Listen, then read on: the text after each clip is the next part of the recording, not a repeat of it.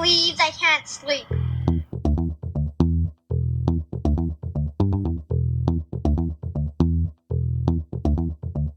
It's time to listen to Courtney at last on the Ramblings of an Insomniac podcast.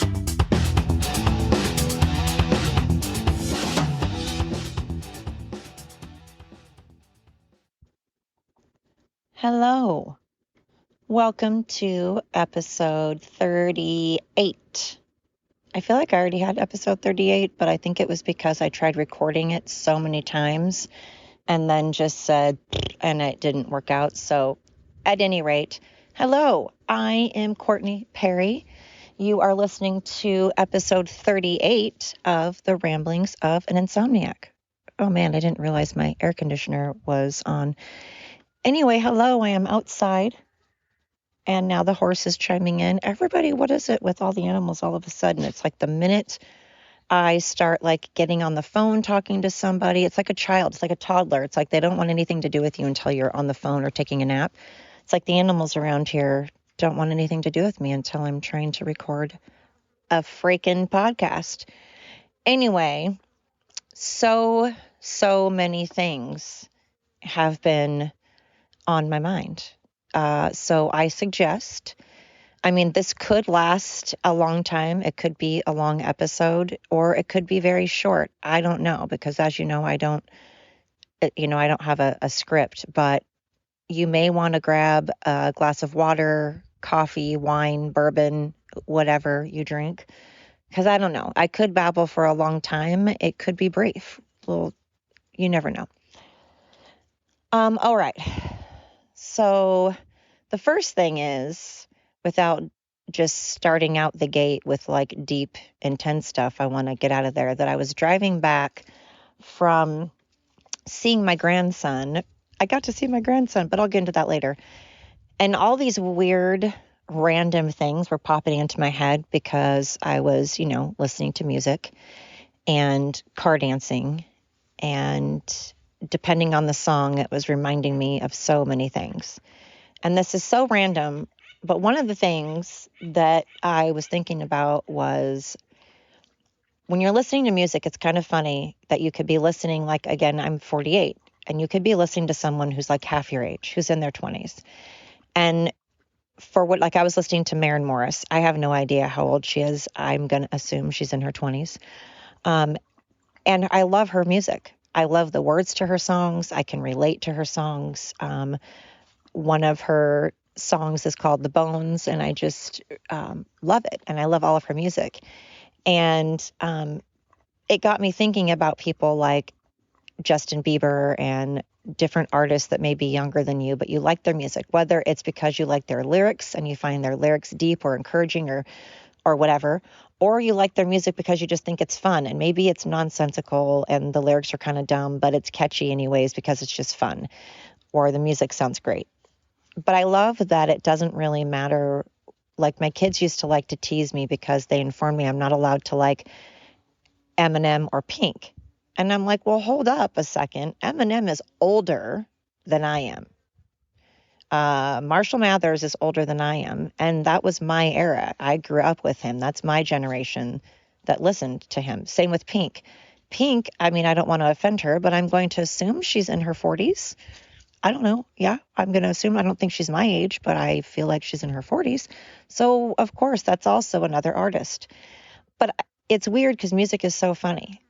I genuinely can listen to all types of music. I like all genres. I can listen to anything from hip hop to top 40 to country to folk to indie to alternative to classical to classic like 50s doo-wop.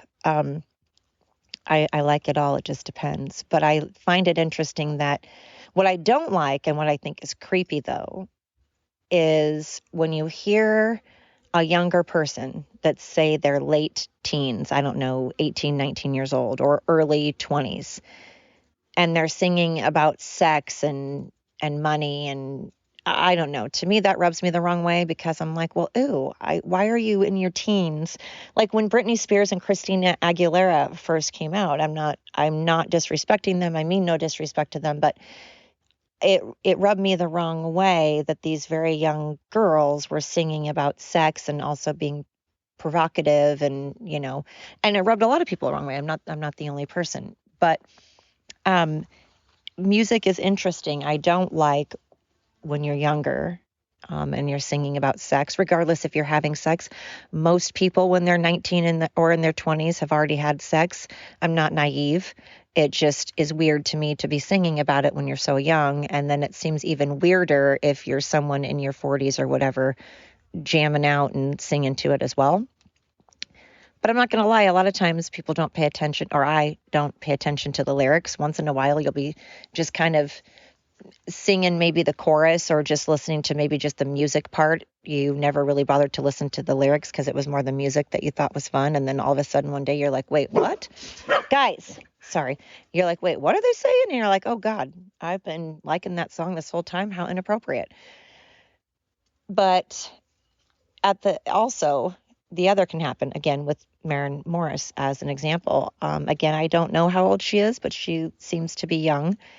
And yet I love her music. I really do. And I like the words to her songs. And so everybody knows, obviously, there's music therapy. We all know that music can be therapeutic, whether you're in a bad mood, good mood, sad, whatever.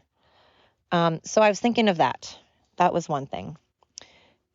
Then age. So my brain went to age. And I started thinking of nose hairs and ear hair.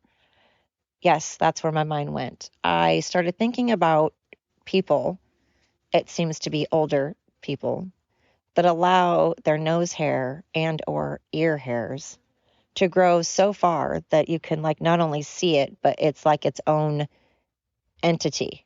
It's its own being. And I've never understood that. How can you, even if you can't see, you can feel like you can feel that, right? I don't know how people smell well or how it doesn't tickle. You're supposed to have nose hairs, but keep it trimmed. And the ear hair. And why does that seem to be an elderly thing? Is it because maybe they can't see well? Maybe they can't do it themselves. Maybe they have a hard time caring for themselves. But I've seen older people that seem to care for themselves pretty well, and yet they don't manage their hair. And I've also even seen younger people. I don't get that. So pro tip for anybody out there. I don't think I'm the only one that finds long nose and ear hair unappealing. Clean that crap up. And then my brain, because again, this was just on the drive home, which is about an hour drive. I started thinking about people fixing things that aren't broken and not fixing things that are. Let's say that again. Let's see. Why do we always tend to fix things that are broken? No, that's not right. I'm trying to say, why are we trying to fix things that aren't broken? There we go. Why are we as society seeming to always want to fix things that aren't broken, yet not fix things that are? So I thought of that because as I was driving, I saw this classic car. I don't know my cars very well, so to be perfectly honest, I'm not certain what it was. I feel like it was from the 50s. I feel like it was a Bel Air. I'm pretty certain it was a Bel Air, but and that got me thinking of, like I said, why do we mess with things that work? Why do we try to change things so much? Why don't we stick with things that are working? And yet things that are not working and have problems and have issues, we seem to never really address, or we make those worse. Cars, cell phones, all these things. So cars, I'm like, God, they were perfectly wonderful back in the day. They held up. They were tough. They were strong. They were beautiful. And then we just weren't happy. We were trying to be like, well, this has to be better. Why? Weren't they already good? Like, what did we need to change? I understand that you have to roll with, as time goes by, I guess we need to be progressive.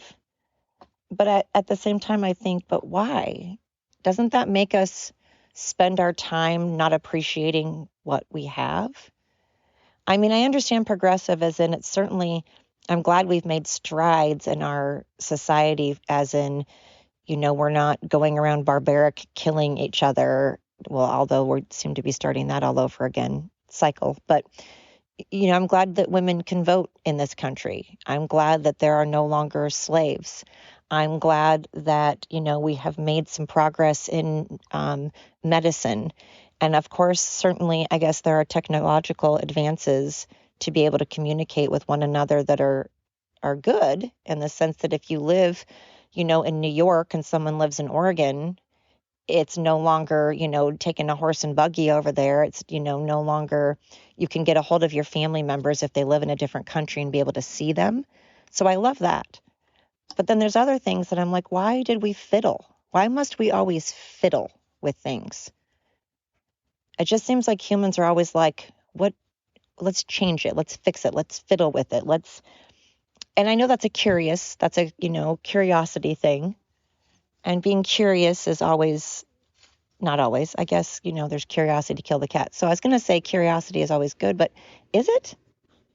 Why must we always make things different and keep changing and changing when what we already had at its core worked?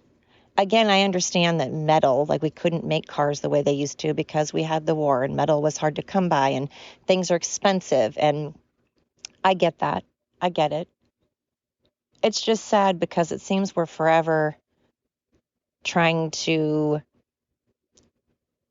fiddle and change. We're not happy. With cell phones, we poop out a cell phone every 2 seconds. I mean, it seems like you're in the middle of ordering the newest cell phone and then, 2 weeks later, there's already something new. And it's like, but why?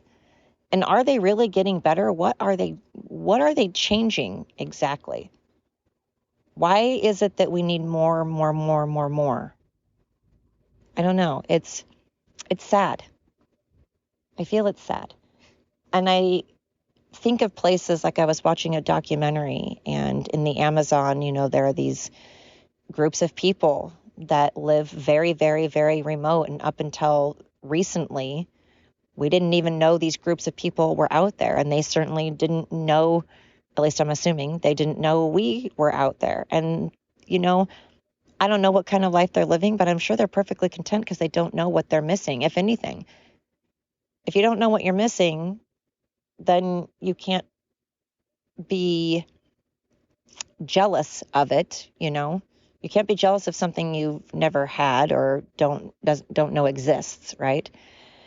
It just seems we've made things where, and then that got me thinking of kids nowadays and people that are in the younger generation. And I'm not trying to harp on them, but in this country, I'm going to speak for America. I cannot speak for any other country because that's part of what came to my mind. Is in this country, it used to be people of my age and older had to learn to, adapt.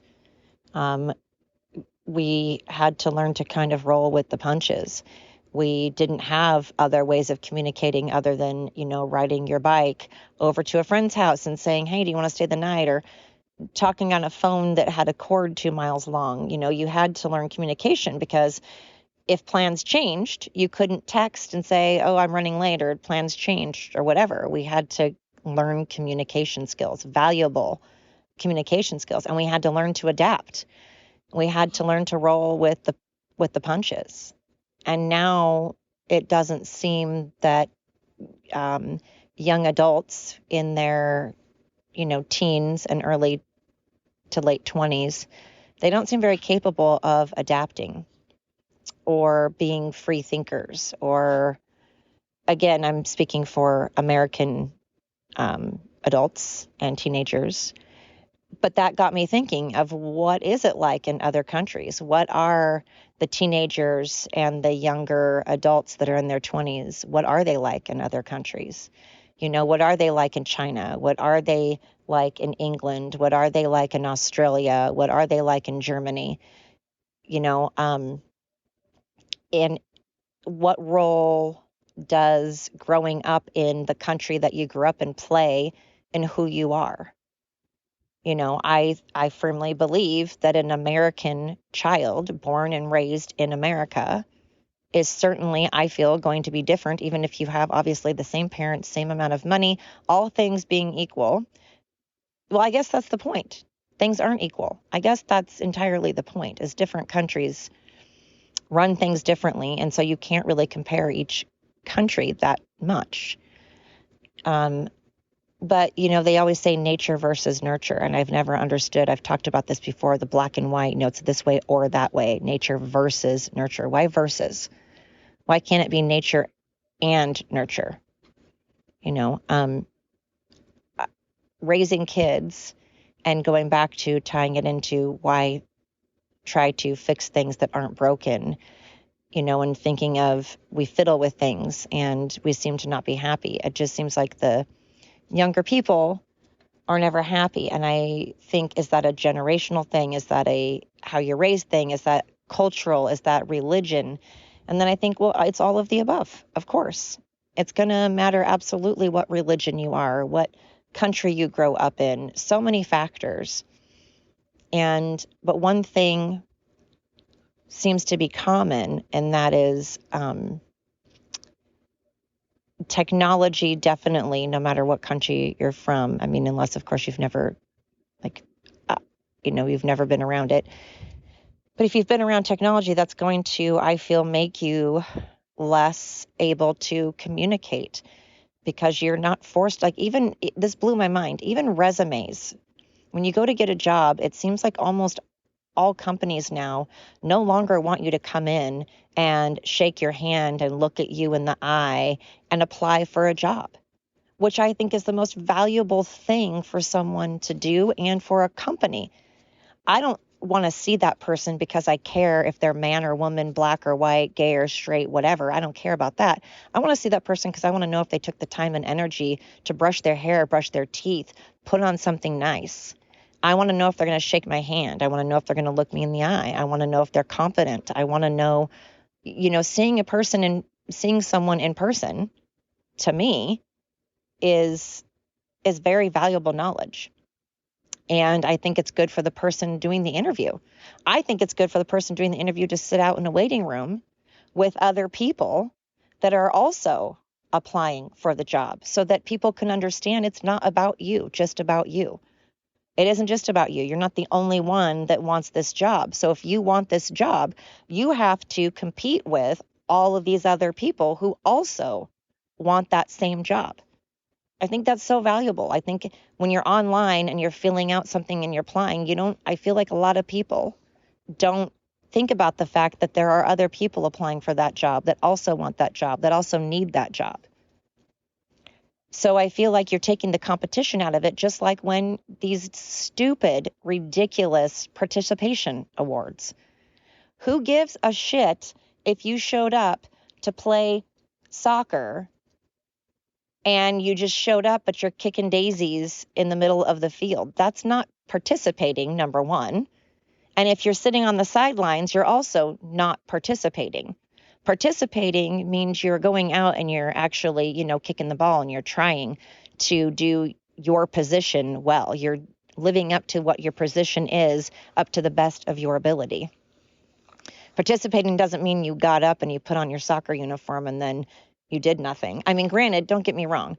If the coach is purposely not playing you and you really want to play and you really are trying, then again, you get your butt out and you practice extra. You practice more than everybody else so that you can prove that you deserve to be out there playing. And nowadays, parents want to go up and go, excuse me, coach, why isn't my little Tommy playing? I wish coaches would be like, well, because your little Tommy sucks. I'm sure your little Tommy wants to play, but it doesn't seem like it because he isn't putting in the effort to show me. Great that he woke up, he got here, so did everybody else. Just like job interviews. Why are we doing them online? People need to see their competition. People need to understand that not everything revolves around them, which is, again, what I've been saying almost every podcast. I don't get why people are, and again, I'm not picking on millennials. It's not just millennials. It's a lot of people. Sometimes myself. Sometimes I feel like things, when I have my feelings, sometimes I forget that other people also have their values. And taking away things like first place trophies, I feel is ridiculous. It's asinine. I think that working and working hard and earning things is exactly what keeps us from being depressed, keeping us healthy mentally and physically, keeping us from being arrogant, keeping us from realizing that to feel pain and to feel frustration, because those are good things to feel when we know that our bodies are working hard and that we want something bad. So we're going to earn it. It means we appreciate things more.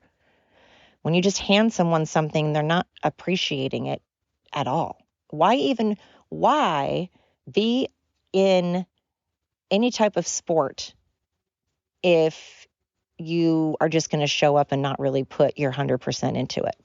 I don't see the point. Then don't be on the team, because frankly, you're wasting everyone's time, really.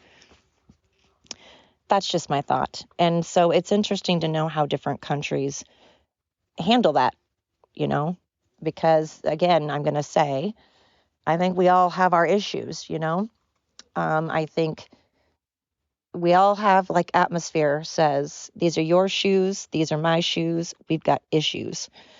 We all have them, you know. So I just started thinking about how here in America, the kids here, the younger people here, not just the kids, adults, people in general are going to be, I'm assuming, different than people in other countries. And I find that fascinating. I find it fascinating that it is about so many things that play a role into how kids' behaviors are, how we as a society, how our mind works, if we're entitled or not. Americans are certainly entitled, but, I think there are other countries that are entitled as well. It's just Americans get the biggest rap. But I think we are certainly entitled, yes. But I think there are other people and other groups and countries that have entitlement issues as well. They just maybe don't show it and make a big production about it like we do. So those are some things that have been on my mind on the drive back from seeing my grandson. And that's the other thing that's been on my mind, everybody. So I got to see my grandbaby for the very first time and hold him on Sunday, this last Sunday, which was, I don't know, like the 28th or 27th, something like that. And it was amazing. It was absolutely amazing. And being a grandma, it's so weird to call myself that. I say it and I'm like, oh, that's me.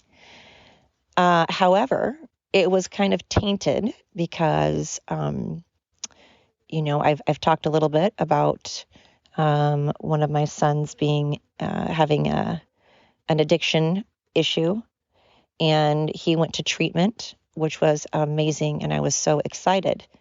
However, I found out also on this last Sunday that I got a phone call from the treatment center letting me know that my son decided to leave early, a week early. It's not necessarily a 30-day program. It's at least 30 days, and it could be longer depending. It's more tailored toward individual healing and when they complete the steps, and they complete the steps on their own time when the person in charge feels they're ready to move on to the next step. And my son decided not to complete the last step and to leave. And he gave me many reasons why he chose that and insisted that it was not a bad thing because he got all the tools that he needed.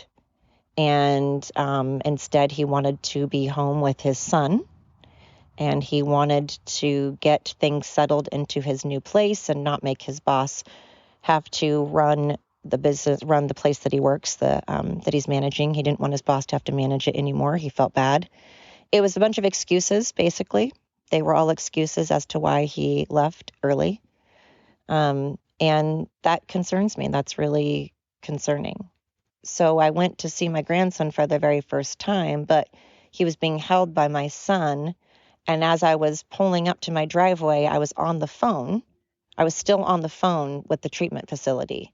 And I'm finding out for the very, very first time that my son left a week early and how concerning that was to the person running the treatment facility. And as I'm hearing this, I was unaware that my son had driven to my house. I didn't know he was there, he and his girlfriend with her 2 kids and the baby. I didn't know that. And so, but they're holding my grandson, who I have never seen. So, it was kind of bittersweet because I was very concerned and upset and sad about the fact that my son had left early. But I was also incredibly happy to see my grandson for the first time. And then I almost felt used and manipulated because I was like, is he holding him so that I won't get as mad? I don't know. So addiction, of course, came through my mind, and I've been thinking about that. And again, I want to stress how much, being a mother to an addict is different than being the daughter of an addict. And I've been both. And it's, of course, 2 different points of view. And they're both stressful, and they both make you feel like you're constantly in battle. You're always, when the phone rings, your heart drops because you immediately think something bad. When you hear sirens, your heart drops. When you don't hear from your kids, your heart drops. You just, so many emotions. You're always living like as if you're in a war. I don't want to say that lightly because I'm aware of countries that are at war currently or have been in war, and I'm not trying to throw that word around. It's the only thing I can think of because I feel like I'm constantly looking out for my surroundings and seeing what's going to happen, and I'm on edge all the time. And so, and again, like I've talked before, when your kids get old enough, when they become adults, you no longer can tell them what to do. You can't protect them anymore. All you can do is just hope that the tools that you gave them, they use. And when you see that they don't, you can't really do anything. And it's very, very difficult for me to separate that. It's hard for me not to be, to parent them. I am a parent. I am his parent. I am a parent, but I can't parent him anymore. I can't parent either of my sons anymore. And that's difficult for me, I'm not going to lie, because of course you want to protect them. And I know part of being a parent is letting them clean up their own messes. That's a huge part of it. And again, that got me thinking of other countries and people in other countries and other religions and backgrounds and what they do and how they handle that. How would somebody in another country, another religion, another household handle this? And I think the common factor, though, is a parent no matter what country you're from. Being a parent, no matter what religious background you're from, we all have that common factor, and that is we care and we love, and we don't want to see anything. We don't want to see our children suffering. It's extraordinarily hard. And I think we all have in common that we would rather suffer than our children suffer. And it's hard to finally say, I have to let him fall and, put up those boundaries. And then boundaries got me thinking of just boundaries in general.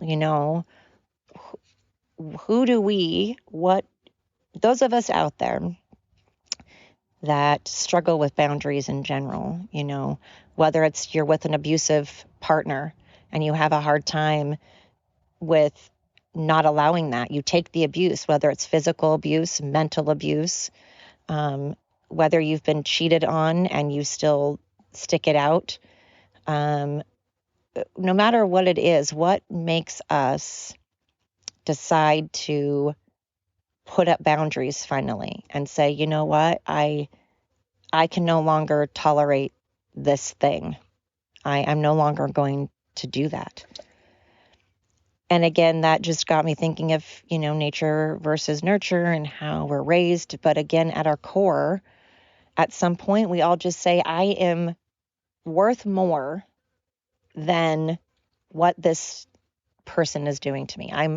We finally come to the realization that we're exhausted and We no longer have the time or energy to deal with this issue anymore. Although we may still care about or love that person, we just finally are to a point that we just can't. But when you're with a partner, the difference is you can divorce that partner, you can leave that partner, but when it's your family, you can't really divorce family. You certainly can choose not to be with that person, around that person. You can choose that.